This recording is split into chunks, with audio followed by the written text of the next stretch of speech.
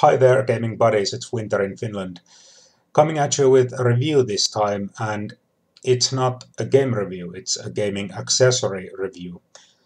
I got this idea when I was making my video response to Zig Kopacetic on his Abstract Hit Points video, where I mentioned these products.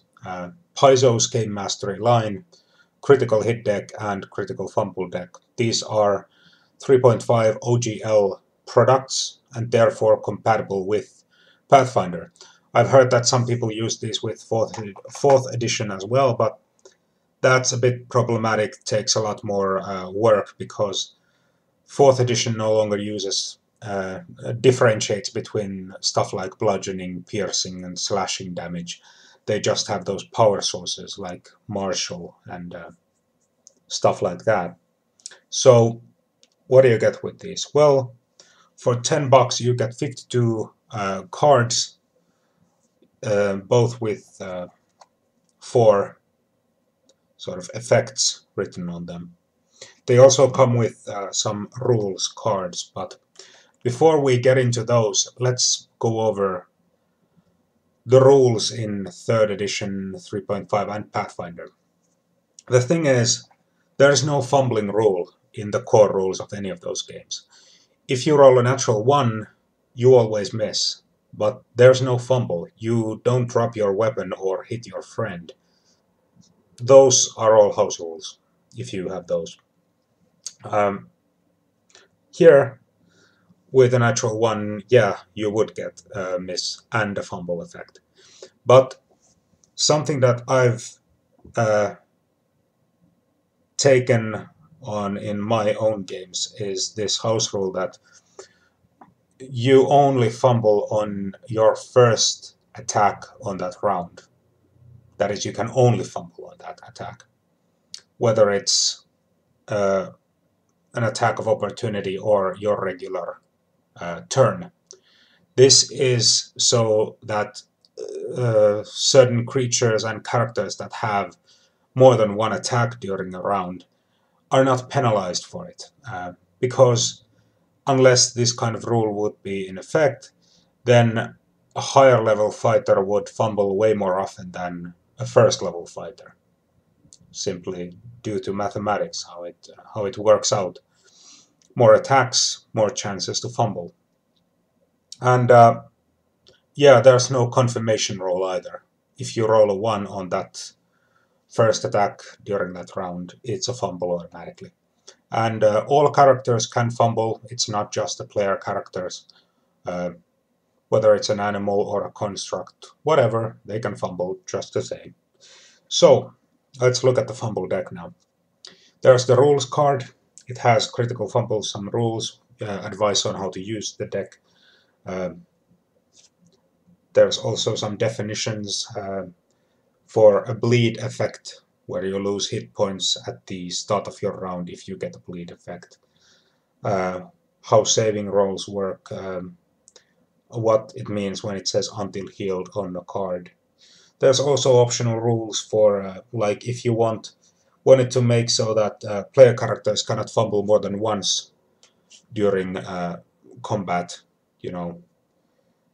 I don't use that rule, but some might like it. There's also a couple of spells here, Fumble and Mass Fumble, if you want to make your enemies fumble around a bit more. And then we go on to these effects themselves. Each card has 4 of these. There's one for melee, one for ranged, one for natural, one for magic. I'm gonna bring it a bit closer there. So here on melee it says Armor Smash. Your attack deals damage to your armor. Congrats, your power attack just ruined your chain shirt. Pretty funny. If it doesn't outright destroy it, at least probably gains a broken condition. You could also do damage to your shield with this, of course. There's ranged. For lost grip, you can only take a move action next round because you're fumbling around with your throwing knives or bow. A natural, like monk using their fists or a wyvern using its bite attack could get the battered fumble. -2 penalty on skill and save rolls for 1d4 hours. That's pretty nasty, actually. Then finally, magic. Now, magic, as it is, can only happen with spells that have an attack roll attached to them. So, a touch spell, basically, with like Shocking Grasp or Ray of Enfeeblement. Here it says Unexpected Blast. The spell affects all targets within 30 feet of you. You are immune to this effect. So you can in fact blast your friends, all of your friends, with Ray of Enfeeblement, and now they have to make that saving throw. You could really screw them over.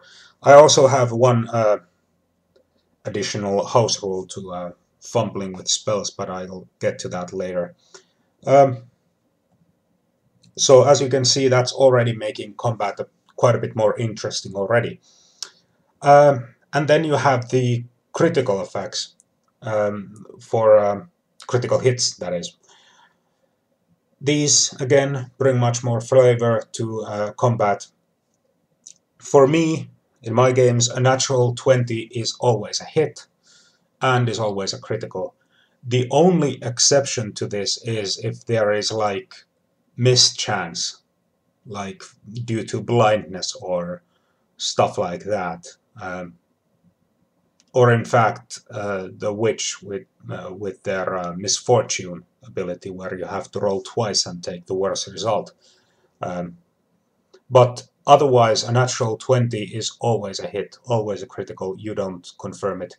Of course, if you threaten a critical with a lower number than 20, you still have to confirm that. And I also use this rule where the damage from a critical hit is calculated by maximizing the first damage dice. So, for example, if you hit with a battle axe that does 1d8 damage, then it is assumed that that first d8 rolled an 8. This way, a critical hit does more damage than a normal hit could, always. Because you don't want to roll a bunch of ones and go, wow, that just was a major whiff, you know. You don't want to do less damage than you would on a normal attack. What's the point of a critical then? I mean, sure, you could get some additional effects on it, but still, it's a bit lame. And again, all creatures can make critical hits and do with a natural 20 without confirms. But only significant opponents get to draw from the critical hit deck.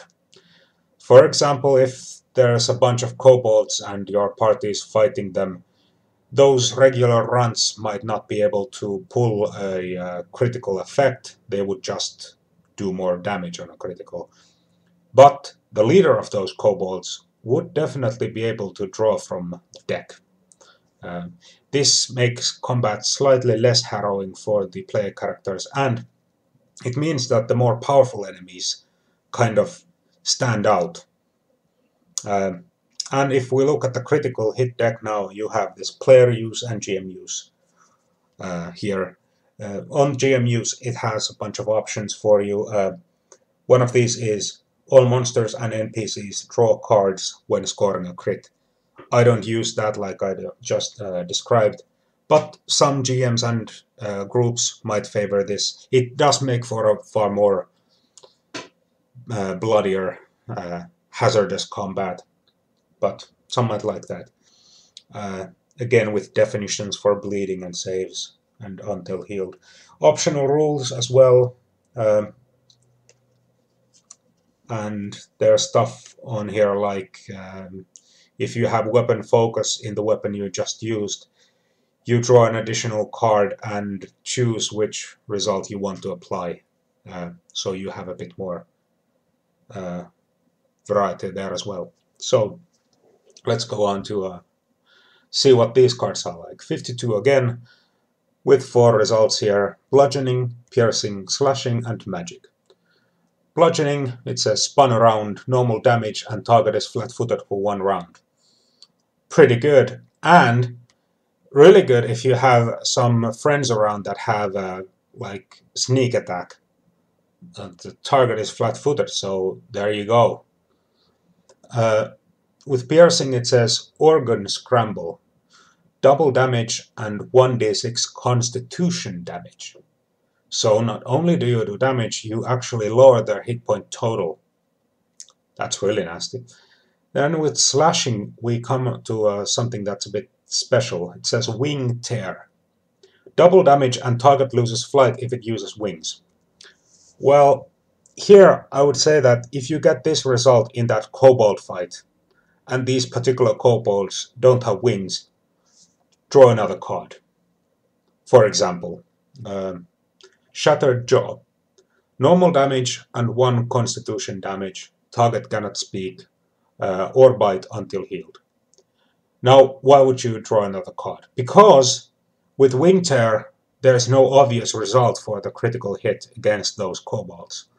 And I always want a critical to, you know, be a bit showy, so that everyone goes like, oh, wow, that just happened. It's not just, you know, a hit against non-existent wings. And finally, magic. Again, with touch spells, if you crit, you get an additional result here. With this one, you would get Elemental Call. Normal damage, if elemental spell, medium elemental appears to serve for 1d4 rounds. Pretty cool. For example, if the touch attack did like fire damage, I would say that you would get a medium fire elemental, of course. But yeah, pretty nifty. And these do bring a lot of more variety to the game and make it seem a bit more, I don't know, more than just, you know, accounting, you know, following numbers. All sorts of effects can occur. Now, let's move on to the part on additional house rules. One thing that relates to critical hits is a common, well, I wouldn't say common, but it does crop up every now and then on different role-playing game forums and stuff like that, where it's the insta-kill rule. Like rolling several 20s in a row. Like you rolled a 20 and another 20 and then a third one, and now you've instantly killed the big bad guy or whatever. I've never used these rules, and with good reason. I think it puts way too much focus on luck. And you know, you might say that, well, it's such a remote possibility. It's never gonna happen. Guess what? It's gonna happen. It's gonna happen. Sooner or later, it's gonna happen.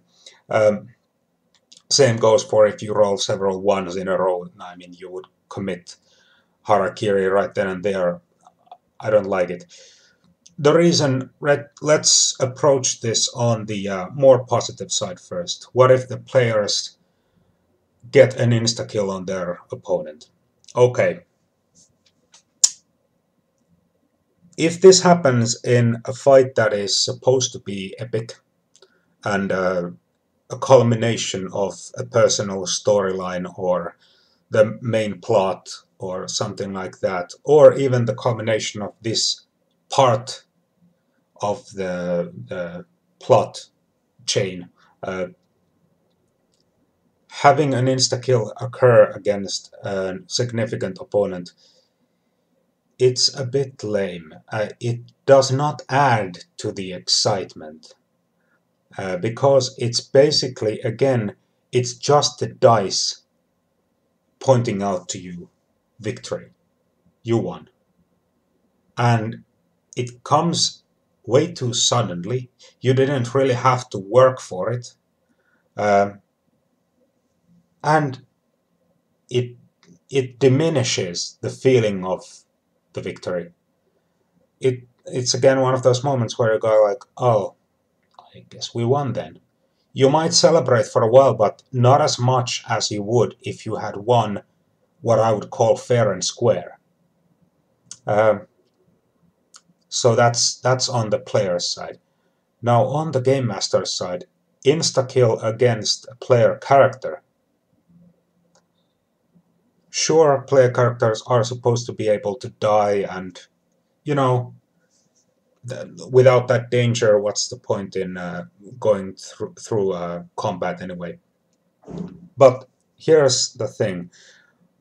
Insta-killing a player character is, again, it's just going overboard with bad luck. It's not heroic, that death. It just happens because the dice deemed it that it should happen.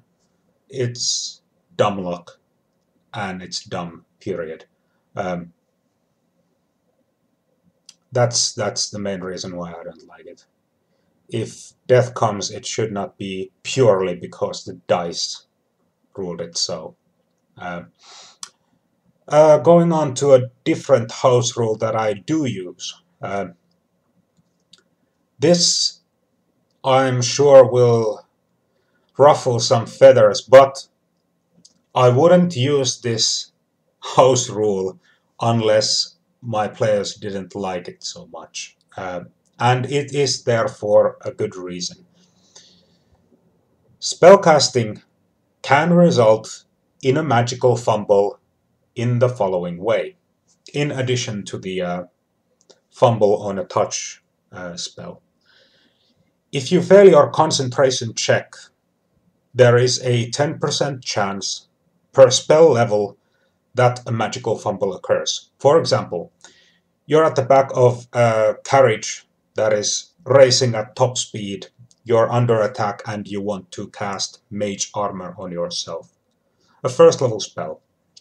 You fail concentration. At this point, you lose the spell as normal, but you also roll percentile dice.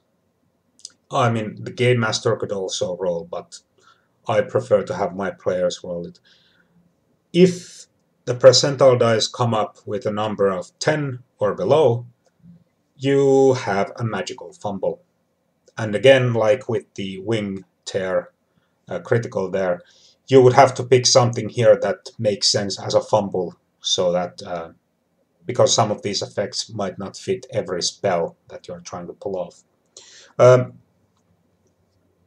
yeah, that's what happens. And say you had casted a 6th level spell like Chain Lightning. That has a fumble chance of 60%. So the more powerful the magic, the higher the stakes. You're basically gambling a bit there. Now, you might ask, why would you have this? It's such a bad thing for the spellcasters. Here's the thing. In D&D, there is no element of danger to wielding magic. And this is something that has always been sorely lacking, in my opinion. And it became even more apparent when I started running Dungeon Crawl Classics, where spells are feared and revered with good reason. I mean, there is significant risk every time you cast a spell. You can be corrupted, or there can be all sorts of bad effects that happen not just to you but to your friends or the environment. And this adds that element of danger to Pathfinder for me. And the thing is, my players do like it. I have several spellcasters in the Shackles campaign I'm running at the moment, and all of them, while they may not enjoy the fact that if they fumble, but they do enjoy that element of danger because it adds to the excitement, and it's not just Because if you normally fail concentration, it's just like, damn, I wasted a turn there and I lost a spell. Then you scratch your head and go, well, next turn I'll try the spell again. Or if you don't have it in your memory, I'll try a different spell, move over there, and there's no risk really. Um, but it's also true that in 3rd edition and Pathfinder, spellcasters are not equal to other classes, and this is one of the reasons why I also put this house rule into place. In 4th edition, there is balance. I'm not a big advocate of 4th edition, but that's absolutely one of the things they got right. Spellcasters were no longer the Ubermensch that they were in earlier editions and in Pathfinder, sadly. But this helps on that front a bit. You still get amazingly powerful spells and spell effects, and critical effects as well, of course, if you use these decks. But there's also a much more significant risk to your actions. And I used these decks for several years. Once I got a mini laptop, I started using that. I didn't have to carry so many books, and I actually translated these cards into Finnish, into a text document, and started adding to it, so that now I have, instead of just 52 effects for all these 8 different things, I have something like 70, around 70 effects that I've added to, given them some of them a humorous description, or just stuff that I saw that was basically missing that would fit in there. You could do the same, but with these cards in themselves, you already have something pretty robust that adds to combat in 3rd edition or 3.5 or Pathfinder. Anyway, I would heartily recommend these to any group that's running those games. I mean that it's a small investment for a lot of bang for a buck. So anyway, that's this review. Thanks for watching and have a critical game. Bye.